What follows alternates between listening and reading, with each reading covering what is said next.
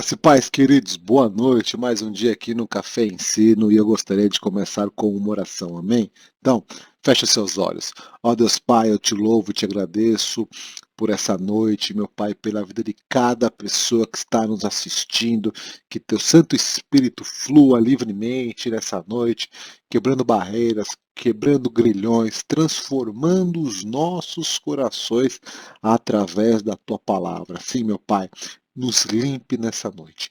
Perdoe os nossos pecados, ó Deus, e te pedimos isso através do poder do nome de Jesus. Receba as nossas orações. Fique conosco nessa noite. Esteja, ó Senhor, em cada lar, levando o entendimento da tua palavra e tudo aquilo que for compartilhado nessa noite encontre morada no coração das pessoas que estão nos assistindo e que a palavra que for liberada, eu te peço, em nome de Jesus, mova as pessoas a terem a atitude correta perante a Ti, porque nesta noite nós falaremos de um tema muito importante e que as pessoas que estão nos assistindo recebam isso de coração aberto para a Tua honra e para a Tua glória, Jesus, é que nós estamos reunidos aqui. Amém. Amém, queridos. Dando continuidade no Novo Testamento, hoje falaremos de Filemon. Veja só, não sei se todos conhecem este livro, mas é um livro muito pequeno, apenas um capítulo, mas a mensagem deste livro é poderosa. Então, abra os seus corações, pare um pouquinho o que você está fazendo nesta noite. Preste atenção aqui na aula. A aula é curta, mas a mensagem é poderosa. Um capítulo com uma mensagem poderosa e eu creio que ela falará em teu coração nessa noite. Amém? Então nós falaremos sobre o livro de Filemon. O título desse livro é O Livro da Reconciliação. Veja só a palavra de reconciliação já é forte, já é poderosa, então abra o teu coração e nós falaremos sobre reconciliação nessa noite. Amém? O autor desta carta foi Paulo, então Paulo escreveu uma carta para Filemon por volta ali de 62 a 65 anos depois de Cristo. E a mensagem principal é sobre o amor, que ele é mais poderoso do que a lei. Então deixa eu compartilhar um pouco da circunstância ou das circunstâncias especiais desta carta aqui para nós entendermos o poder da mensagem.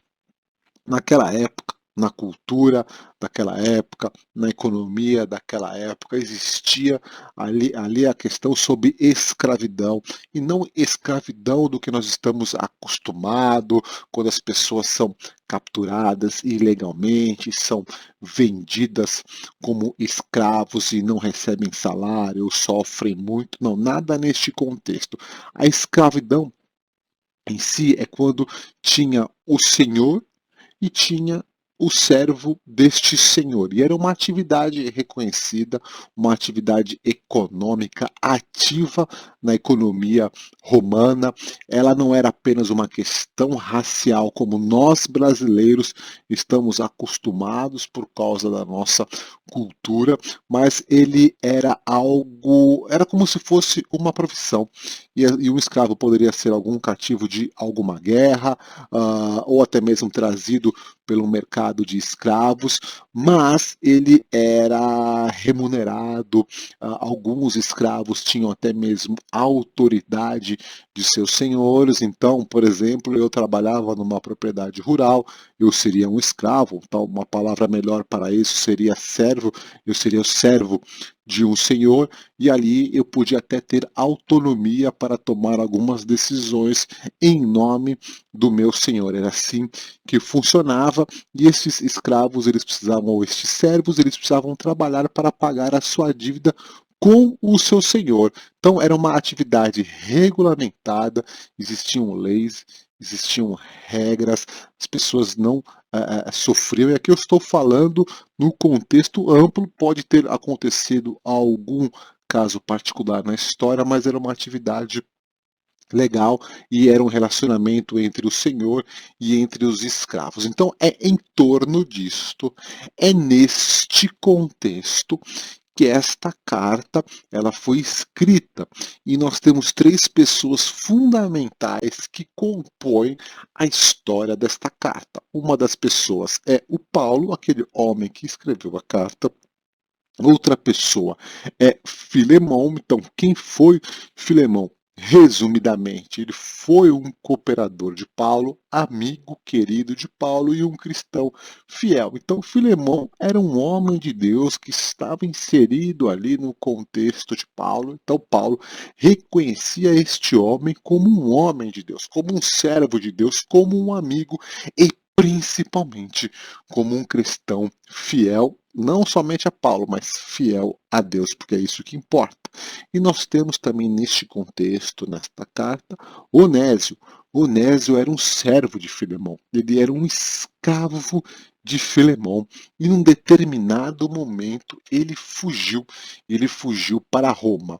Não sabe-se ao certo se ele roubou Filemão e foi embora para Roma, ou se simplesmente ele abandonou Filemão, mas a carta dá um contexto que, por causa disso, ele foi embora sem avisar Filemão, ele deixou uma dívida aberta. Como nós já vimos um pouco no slide anterior, o servo, o escravo, ele tinha que trabalhar para pagar a sua dívida para o seu senhor, e no caso aqui ele fugiu, e essa carta deixa claro que provavelmente Onésio ficou em débito com Filemão. Então Onésio fugiu para Roma, Onésio serviu Paulo em Roma, serviu com Paulo em Roma, e num determinado momento ele tornou-se um cristão. E aí Paulo, ele é um elemento importantíssimo, fundamental desse contexto, e a carta, né, o cerne da carta, o objetivo da carta que Paulo escreveu para Filemão foi para reconciliar este relacionamento entre Filemão e Onésio, mesmo que Onésio devesse algo. Vamos ler uma passagem então para abrir o nosso entendimento, e nós entraremos na questão da aula de hoje, que é sobre reconciliação. Filemão, capítulo 1, só tem um capítulo, né? Os versículos de 16 a 18. Ele já não é um escravo para você. É mais que um escravo. Então, Paulo está escrevendo isso para Filemão, falando sobre Onésio. É um irmão amado, especialmente para mim.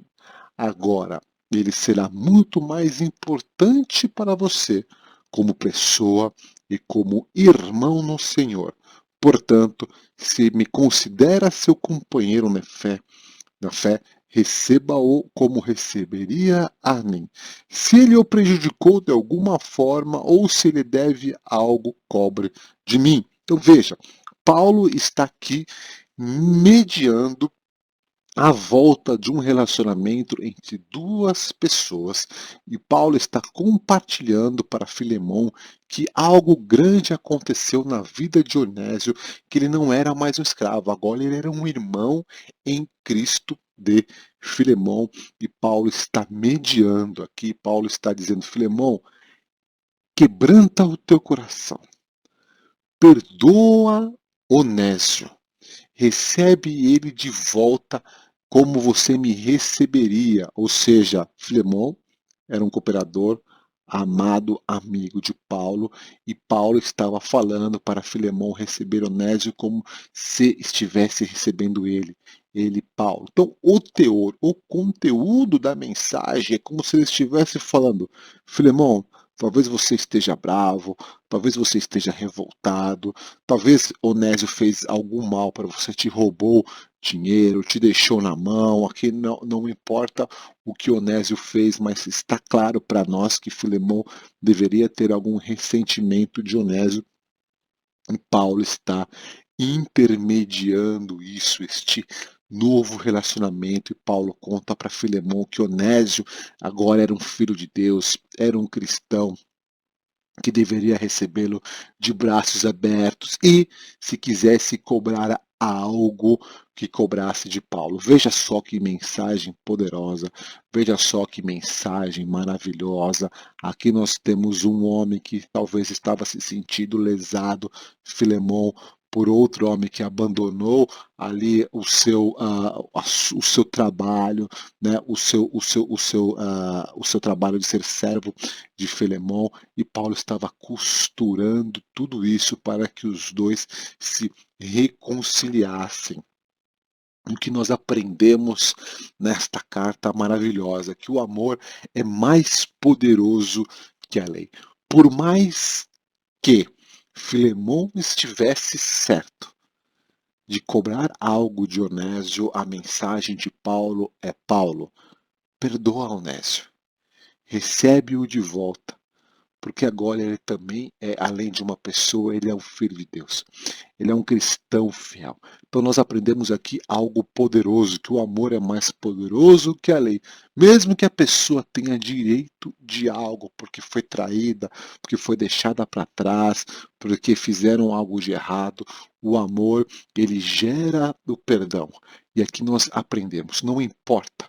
Se você que está me escutando nessa noite, alguém fez algo terrível com você, alguém te traiu, alguém te abandonou, alguém não fala mais contigo, se alguém te roubou, falou mal de você pelas costas, eu quero que essa mensagem entre no teu coração e que você exercite o perdão. Perdoe as pessoas como Deus nos perdoou através de Jesus Cristo. Pense nisso. Reflita nisso. O amor tem que ser maior do que o teu direito. E eu me explico. Se alguém roubou, ou se alguma pessoa que você confiava muito te roubou, perdoe ela no seu coração. Não guarde mágoas dela. Ah, Luiz, é muito difícil. Não falei que é fácil, mas o que eu estou falando é que o perdão é libertador e o Espírito Santo de Deus, ele age nas pessoas que estão com vontade de perdoar. Se redima com as pessoas. Crie um ambiente para voltar aqueles relacionamentos que no passado foram maravilhosos e por algum deslize alguém machucou alguém. Saiba que o homem é falho. E eu, quando eu falo o homem, não estou falando de sexo, eu estou falando da pessoa. As pessoas, elas são falhas e elas podem errar. Não que elas queiram, mas por algum deslize, até mesmo por alguma influência de Satanás. O único que não vai nos trair nunca é Jesus Cristo, aquele que deu a sua vida por mim e por você. Por isso que a nossa confiança tem que estar apenas no Senhor. Não é dele que vem a nossa força, é nele que está a nossa confiança, não é em homens, porque homens são falhos. Então exercite o perdão. Talvez alguém tenha te traído, talvez alguém tenha feito um mal para você. E eu te falo nessa noite, libere o perdão. Libere o perdão para essa pessoa. Eu não estou nem falando aqui que você precisa 100% se redimir no questão de conviver socialmente com a pessoa, mas dentro do coração. Que não tenha nenhuma amargura no teu coração, porque isso vai te trazer um peso espiritual. Talvez algumas coisas na sua vida estão travadas porque você anda carregando algo do passado que está relacionado à falta de perdão na vida daquelas pessoas que te traíram. Então, nessa noite, confesse isso ao Senhor, perdoe ela. E perdoar uma pessoa é lançar no mar do esquecimento aquilo de ruim que ela fez para você. Assim que da mesma forma que o Senhor nos perdoou quando nós entregamos a nossa vida a Cristo, quando nós fomos batizados nas águas, Ele lançou no mar do esquecimento toda aquela vida terrível que nós tínhamos antes do batismo. Da mesma forma, nós temos que fazer isso. Se algum dia alguém fez algo terrível e se você realmente perdoa essa pessoa, Não desenterre o erro que ela fez. Não desenterre. Jogue isso no mar de esquecimento e continue a sua vida. Amém? Então, olhamos a situação aqui na perspectiva de Filemão, um homem que foi traído por alguém, precisa liderar o perdão. Agora, vamos olhar na perspectiva de Onésio. Onésio sim errou. Onésio, ele sim se tornou um cristão, mas este processo de errar e de se tornar cristão não dá o direito dele de não corrigir a situação. Não, muito pelo contrário, Onésio precisava corrigir a sua situação do passado. Tanto que ele teve que se redimir, ele queria voltar para Filemão para consertar aquilo de errado que ele fez. Então, Onésio, veja que virtude, veja que característica importante de um cristão. Porque Onésio se tornou filho de Deus. Onésio teve a responsabilidade de retornar a Filemão para consertar aquilo de errado que ele tinha feito no passado. E aqui nós vemos uma característica importante de Filemão, a humildade e a coragem de corrigir as coisas do passado. E eu creio que aqui tem algo grande. Nós, do passado, antes de sermos filhos de Deus, de sermos cristãos, até mesmo durante a nossa conversão, agora que nós nos tornamos filhos de Deus, nós podemos ter feito coisas ruins e erradas com algumas pessoas que eram próximas de nós. E aqui nós tiramos uma lição importantíssima de Onésio, a humildade e a coragem de ir e corrigir os erros do passado. E eu te encorajo, se você tem pendência com alguém, eu te encorajo a você ter um coração humilde e criar coragem para corrigir as coisas do passado e que dessa forma você viverá o sobrenatural de Deus. Se tornar filho de Deus, Deus lança fora no passado, lança no esquecimento os nossos pecados. Mas isso não quer dizer que nós recebemos uma carta branca de não ter que corrigir algumas coisas erradas que nós fizemos. Não, que a gente tome como exemplo Onésio. Por quê? Queridos, muitas vezes nós fazemos coisas erradas, mas nós temos um Deus que perdoa os nossos pecados, mas também que nos guia para nós corrigirmos os nossos erros. E esta é a característica de um cristão. Esta é uma característica importante dos filhos de Deus. E agora, olhando na perspectiva de Paulo, como é bom andar com pessoas que conhecem a palavra de Deus. Como é bom estarmos pessoas que conhecem profundamente a palavra de Deus e conseguem, são capacitadas pelo Espírito Santo para nos guiar, para nos corrigir. E aqui nós vemos isso. Paulo, um homem que estava ajudando Filemão, provavelmente ele ajudou Onésio, porque ele conhecia a história, provavelmente Onésio deve ter contado isso para Paulo, lógico, porque Paulo escreveu esta carta para Filemão, então eu te encorajo, você que está me assistindo nessa noite, fique próximo de pessoas de Deus que conhecem a palavra de Deus com profundidade e elas poderão te ajudar a andar no caminho que agrada a Deus. Amém? Esse é o contexto da aula de hoje que eu gostaria de compartilhar com você. 1. Aprenda a perdoar. Perdoe as pessoas. Por mais próxima que ela já foi de você, se ela te fez algum mal financeiro, de palavras, não importa. Cada um é um contexto. Aprenda a perdoar. Se você fez algum mal a alguma pessoa, busque a se redimir. Busque consertar o erro. E eu sei que eu estou falando de coisas complexas, coisas difíceis, coisas que tocam talvez o mais íntimo de cada um de vocês que estão me assistindo. E se vocês precisarem de ajuda, se vocês quiserem abrir o coração de vocês conosco, até mesmo buscar conversar com algum pastor do nosso ministério, as portas estão abertas. Nós queremos aconselhar a tua vida, nós queremos te ajudar, porque nós cremos. Se tiver, né, correção desta rota, de pedir perdão ou de se redimir, eu creio que o Senhor abrirá as portas, porque nós principalmente trataremos de uma coisa que Deus se agrada. Deus se agrada dos humildes e dos contritos de coração. Então, quando eu perdoo alguém, eu estou com o coração humilde, eu estou com o coração contrito.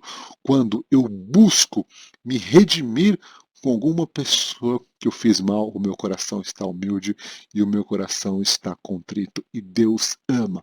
Deus não ama os soberbos. Deus se afasta dos soberbos. O soberbo é aquele que não consegue perdoar, aquele que não consegue consertar algo de errado que ele fez. Mas se você quer viver o sobrenatural de Deus, se você quer que Deus abra as comportas dos céus sobre a sua vida, derramando bênçãos, tenha um coração humilde. E o principal exercício do coração humilde, e desculpe eu ser repetitivo, mas talvez Deus esteja falando com muitas pessoas aqui, é saber perdoar e é saber buscar se redimir com as pessoas. Uma carta simples, apenas um capítulo, mas algo poderoso. E sempre lembre-se disso.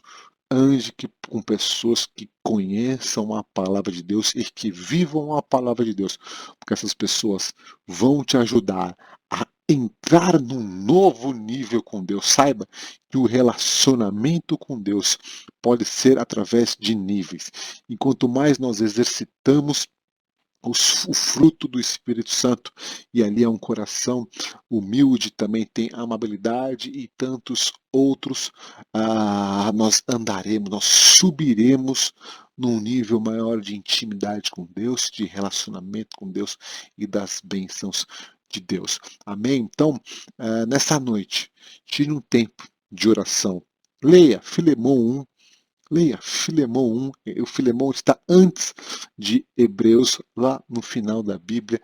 Medite sobre perdão, sobre perdoar. Eu creio que o Espírito Santo, durante aqui todo o contexto que eu compartilhei com vocês, já foi ministrando no teu coração a alguém que você precisa perdoar ou alguém que você precisa consertar algo de errado. Faça isso em nome de Jesus e viva o sobrenatural de Deus. Amém?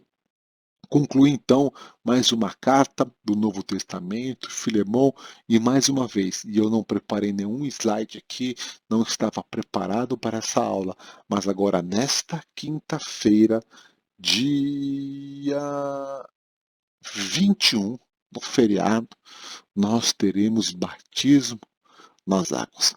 Mais uma vez, nós teremos batismo nas águas. Eu não sei se tem alguém nessa aula que está me escutando e ainda não foi batizado nas águas na idade adulta, na idade da consciência, onde você próprio tomou a sua decisão de fazer uma aliança com Jesus Cristo, de confessar os seus pecados e ter uma nova vida, fazer uma aliança com Ele, fazer uma aliança com a igreja do Senhor, aquela que será resgatada, que será salva. Se você ainda não se batizou, eu te faço um convite. Vamos nessa quinta-feira se batizar. Jesus é um Deus lindo porque Ele deixou poucas ordenanças. Uma das ordenanças é batizar, porque quem crer e for batizado, a palavra ela é muito clara. A palavra de Deus, a Bíblia é muito clara. Quem crer e for batizado será salvo. E por que tem que ser o batismo na idade adulta? Porque é na idade da razão. Quem crer, uma criancinha de 2 anos, de 1 ano, de 3 anos, ainda não consegue crer porque não chegou na fase da razão, na fase do entendimento. Quem crer e for batizado. Então eu acredito que Jesus é o Senhor e por causa da ordenança dele de ser batizado, eu me batizo para firmar uma aliança com o mundo espiritual e receber o selo do Espírito Santo, que é a propriedade para o mundo espiritual, que você é filho de Deus. Se você fizer isso, você viverá o sobrenatural de Deus. Amém? Então, se você ainda tem dúvidas sobre a importância do batismo, eu não vou apresentar nenhum estudo teológico, porque nós já fizemos isso, agora é uma questão de decisão. Toma essa decisão. Jesus Cristo ainda não voltou, que depois que ele voltar, não haverá mais tempo. Então, nós cremos que o Senhor está voltando. Se regularize com ele, se batize, para que você faça uma outra ordenança, que é tomar a ceia do Senhor, para lembrar o sacrifício na cruz que ele fez por mim e por você. Nós tivemos a Páscoa.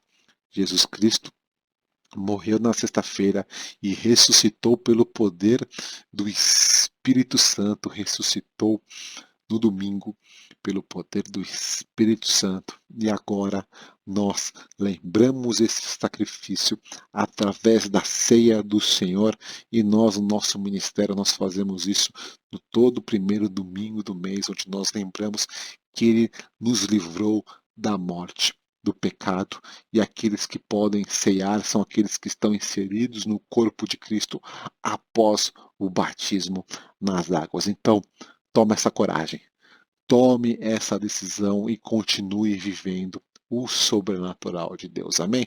Gostaria de terminar a aula de hoje com uma oração. Ó Deus Pai, eu te louvo e te agradeço pela vida de cada pessoa. E eu te peço nessa noite, Espírito Santo de Deus. Espírito Santo de Deus, coloque no coração de todos que estão nos assistindo a vontade de perdoar, a vontade de se redimir com as pessoas que algum dia tiveram algum contratempo. Coloque essa coragem. Quebrante os corações, transforme os corações de todos em um coração humilde através do teu Santo Espírito, e que o Senhor faça algo poderoso na vida dessas pessoas, meu Pai, que estarão perdoando, que estarão se redimindo. Sim, o nosso chamado como os filhos de Deus é isso, perdoar e se redimir. Eu também lhe peço, Pai, em nome de Jesus, quebra as barreiras, quebre os grilhões que estão impedindo algumas pessoas de quererem se batizar na fase adulta, para firmar esta aliança contigo. Pai, em nome de Jesus, repreendemos através do poder do teu nome qualquer ensino errado que foi liberado na vida das pessoas, qualquer doutrina errada que vai contra a tua palavra, nós repreendemos em nome de Jesus, porque a Bíblia nunca disse que era para batizar na fase ainda que não tinha razão. Não, a tua palavra diz que é para ser batizado na fase adulta, assim como tu, Jesus, foi batizado na fase adulta. Meu Pai, em nome de Jesus, quebra as cadeias, quebra os grilhões, porque tu está voltando e nós queremos ser a noiva preparada com vestes brancas, e nós estamos aguardando a tua volta ao Senhor. Então, cria coragem do batismo na vida das pessoas que estão nos assistindo. E é em teu nome, Jesus, que nós agradecemos e oramos. Amém. Amém, querido. Se você ficou com qualquer dúvida sobre pedir perdão, sobre redimir-se com alguma pessoa ou sobre o batismo, tá aqui, nos procura, tá aqui o nosso e-mail. Também você deve ter o meu contato ou o contato da Carol ou de alguma pessoa que te trouxe para esse estudo. Amém? Deus abençoe, tome essa decisão na sua vida, viva o sobrenatural de Deus e até a próxima aula.